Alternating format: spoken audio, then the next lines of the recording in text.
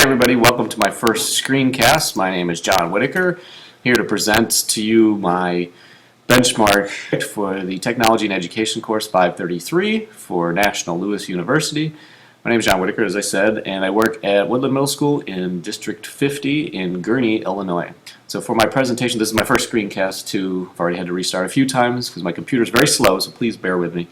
So we might have a few gaps here and there. But you can see mine's on PBIS, stands for Positive Behavior Intervention and Support, which is something that we have in our district.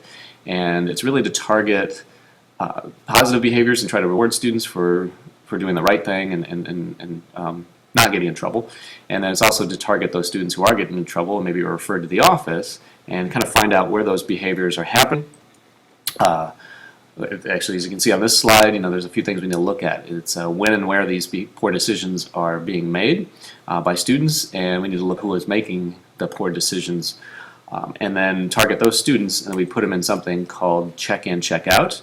So we use this data so we can analyze what seems to be working in our building and what's not working, and then maybe we can do something to improve the locations, like maybe there needs to be more presence by staff members in certain places.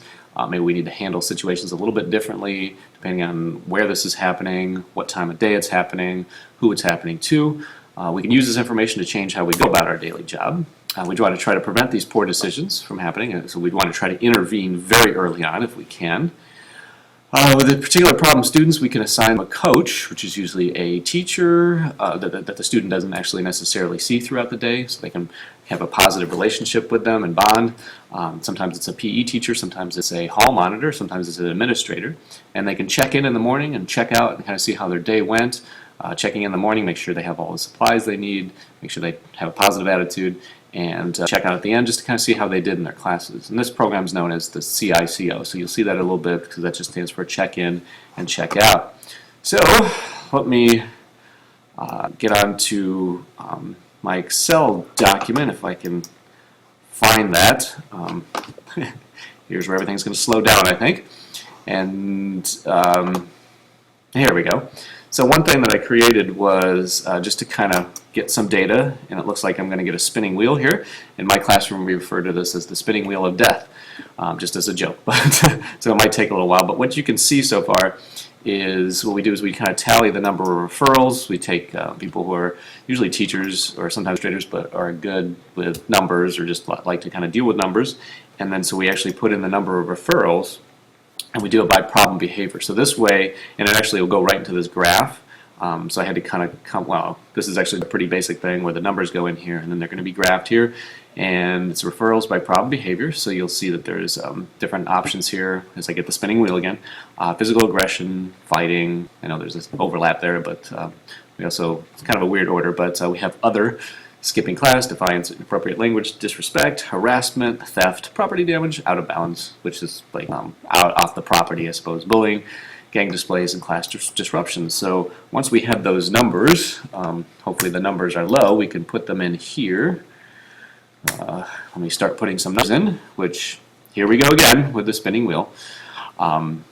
Sorry for the frustration, but I've been trying to screencast this for a little bit now, and it doesn't seem to be working. But you can probably see down here at the bottom while this thing spins, we have some other options here. There's the time of day. Ooh, here's my number. We have by gender, which is very basic, the location, the ethnicity of the students, the days of the week, and all the graphs kind of get compiled together. All these graphs, so you'll actually be able to see them all at once. We can print them. I couldn't quite get them on one page, but they would be on 2 pages. And I'd like to know what happened to my number there. So this is really, honestly, I think a really good tool. It's a really good Excel document. But just right now, this just is actually just the computer that I'm working on here at work and has really come to a screeching halt. So I'm going to try to get rid of Safari. I don't know if anybody else experiences the same problem at their place of work. But this is really going to mess me up here. Okay. As I'm really a little frustrated about having to do this screencast over and over, ooh, actually you'll see it showed up there on the graph. I was just going to say I might go on to the next thing, but let me put some numbers in here. Other, let's say 3, and then we'll put a 7, and we'll give a high number there, and 1, and we'll put a 0 in there somewhere. 12, 13, 9, 7, 4, we'll give an 8, and then 1.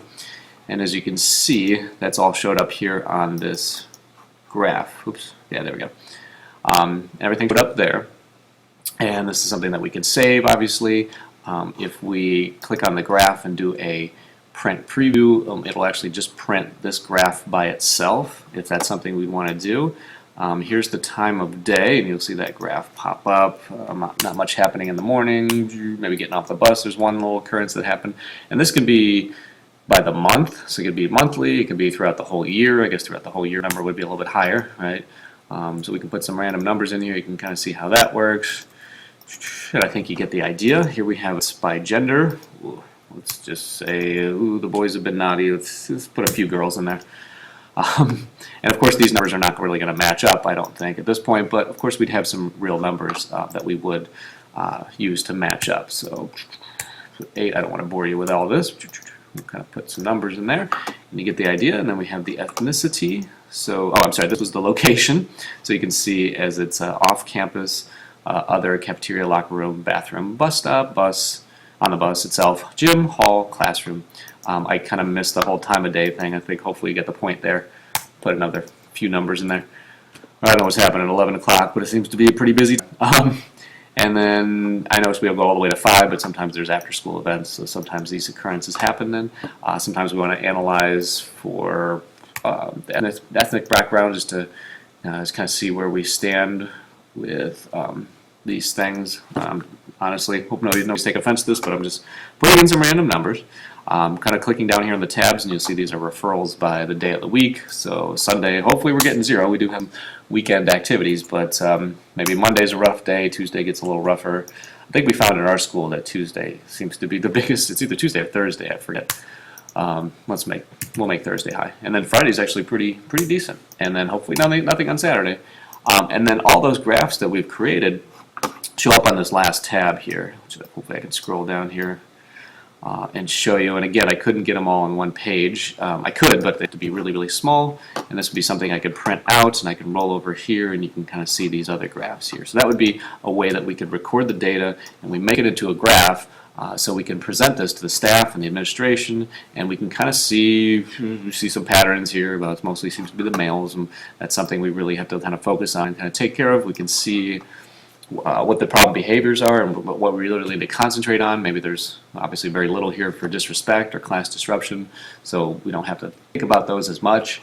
The time of day, we have to kind of figure out what time of day is at the lunch period. We really have to crack down during lunch.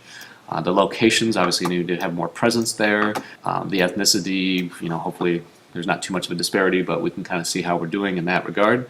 And then, obviously, by the days of the week, which, I don't know if I may have goofed something on that graph because it's showing another bar there, but I can certainly go in there and fix that.